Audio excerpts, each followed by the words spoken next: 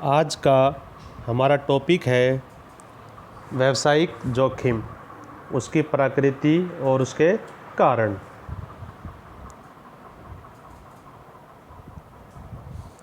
और इस डायग्राम के माध्यम से हम समझने का प्रयास करते हैं कि जो व्यावसायिक जोखिम है उसके कौन कौन से कारण हैं।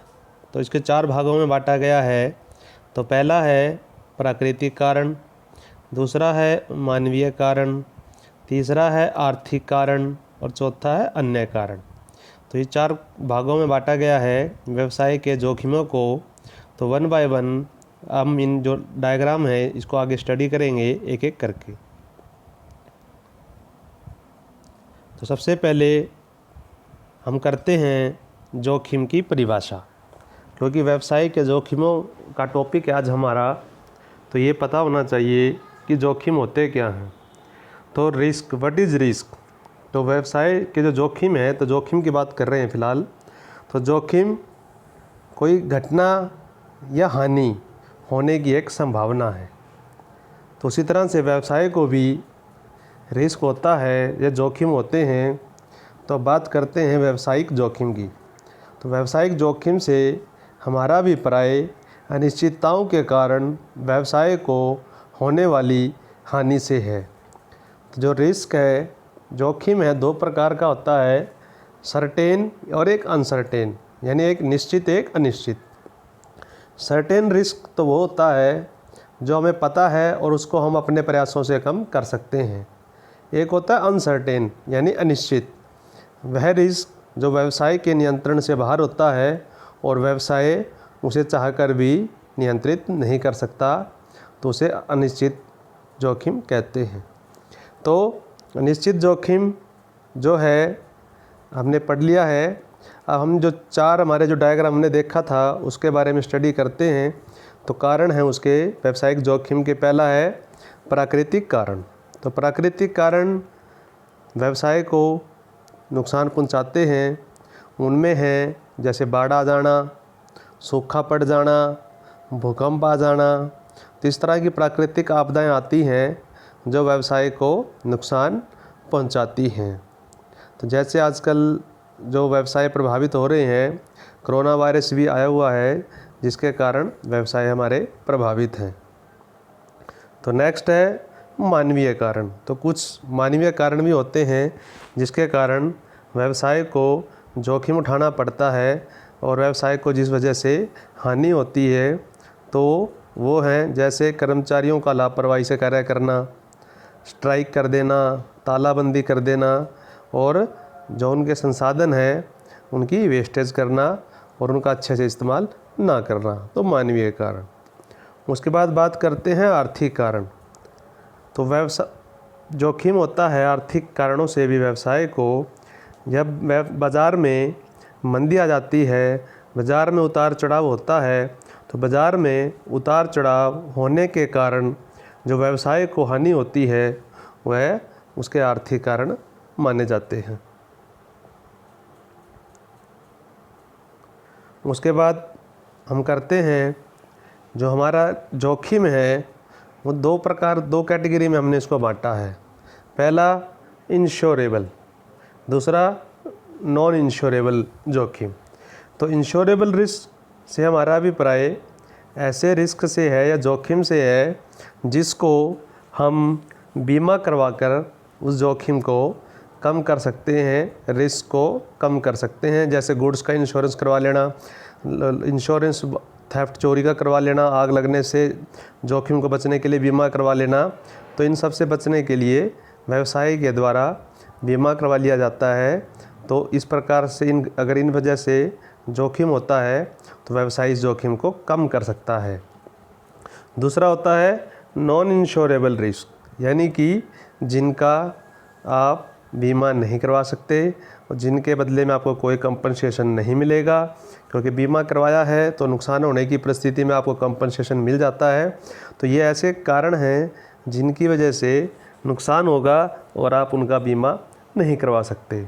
तो उनमें प्रमुख हैं कर्मचारियों की लापरवाही, यानी कि कर्मचारियों की लापरवाही के कारण नुकसान होना, कर्मचारियों की वजह से मशीन ख़राब हो जाना उनकी लापरवाही के कारण, और व्यवसाय को भी नुकसान होना नेग्लिजेंस के कारण कर्मचारियों की। तो इस प्रकार की जो लापरवाही है तो इसका जो है हम बीमा नहीं करवा सकते और ना ही इनका बदले में हमें कोई कंपनसेट मिलता है। तो दो भागों में बांटा गया है, इंश्योरेबल और नॉन इंश्योरेबल। अब बात करते हैं प्रकृति की, व्यावसायिक जोखिम की प्रकृति क्या है। तो पहली है, जो व्यवसाय को जोखिम होते हैं वह अनिश्चितताओं के कारण होते हैं, क्योंकि ये जोखिम के कारण है जो अनिश्चित हैं, क्योंकि व्यवसाय के नियंत्रण से बाहर होते हैं, इन पर इतनी आसानी से नियंत्रण नहीं किया जा सकता। दूसरा है रिस्क इज़ अनअवॉइडेबल, यानी कि जोखिम को कम नहीं किया जा सकता, जोखिम से बचा नहीं जा सकता, क्योंकि कोई भी आप व्यवसाय करते हैं तो उसमें जोखिम निहित होता है, तो यानी कि हानि भी हो सकती है, उसे बचा नहीं जा सकता। तीसरा है जोखिम किसी भी व्यवसाय का एक हिस्सा है, क्योंकि ऐसा तो हो नहीं सकता कि व्यवसाय हमेशा लाभ ही कमाएगा, तो उसे हानि भी हो सकती है, तो यह व्यवसाय का ही एक अंग है। उसके बाद बात करते हैं जोखिम किस व्यवसाय में कितना होता है। तो व्यवसाय की उसकी प्रकृति उसके आकार पर निर्भर करता है। ज़्यादा बड़ा व्यवसाय होगा उसमें ज़्यादा जोखिम होगा, और छोटा होगा तो कम होगा, उसकी प्रकृति पर भी ये निर्भर करेगा।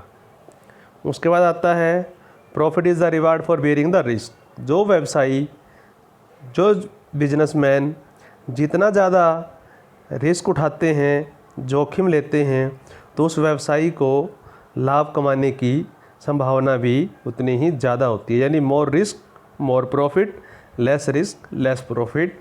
तो जोखिम जो है कई बार लाभ को भी बढ़ाता है, फिर वो बिजनेसमैन की सोच पर निर्भर करता है। अब बात करते हैं इनके कारणों की, कि जो व्यवसाय को जोखिम होता है इसके मुख्य कारण कौन से हैं। तो पहला कारण है प्राकृतिक कारण। तो प्राकृतिक में पहला पॉइंट है हमारा सीजनल चेंजेस, यानी कि जो सीजन्स हैं, सर्दी गर्मी आंधी बरसात के कारण, मौसम में परिवर्तन होने के कारण जो नुकसान होता है, जैसे कई बार किसानों की फसल ओले पड़ने से ख़राब हो जाती है, तो वो मौसम परिवर्तन के कारण होने वाले व्यवसाय को जोखिम है।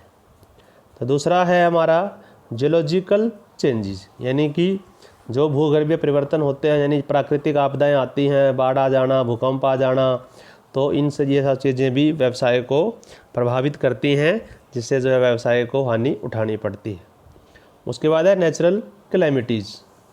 तो अभी हमने पहले भी किया है प्राकृतिक आपदाओं के बारे में, बाढ़ है, सूखा पड़ जाना, एकदम नुकसान हो जाना, तो ये नेचुरल प्राकृतिक हैं, इन पर कोई नियंत्रण नहीं होता। उसके बाद है मानवीय कारण। तो मानवीय कारण में पहला है कर्मचारियों की ईमानदार ना होना। तो कई बार संस्था के अंदर ऐसे कर्मचारी होते हैं जो ईमानदारी से कार्य नहीं करते, और उनकी कार्यों के बदले में जो व्यवसाय है को नुकसान उठाना पड़ता है। उसके बाद बात करते हैं ग्राहकों का ईमानदार ना होना, यानी कि यदि ग्राहक हैं और वो हमसे ले जाते हैं सामान खरीद कर उधार पर और बाद में पैसे नहीं देते, तो व्यवसाय के पैसे डूब जाते हैं।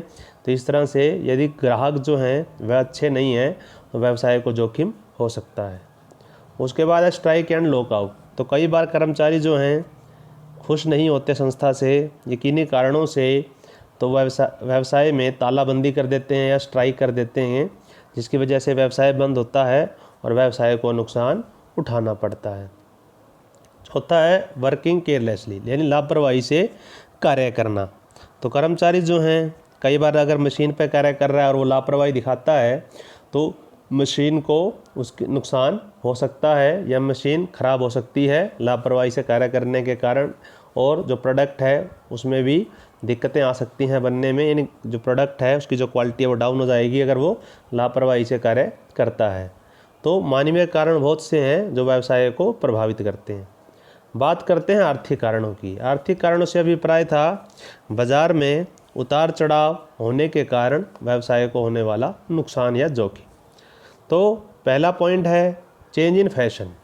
तो समय समय पर आप देखते हैं मार्केट के अंदर जो डिमांड है वो बदलती रहती है, नई नई चीज़ों का फैशन आता रहता है।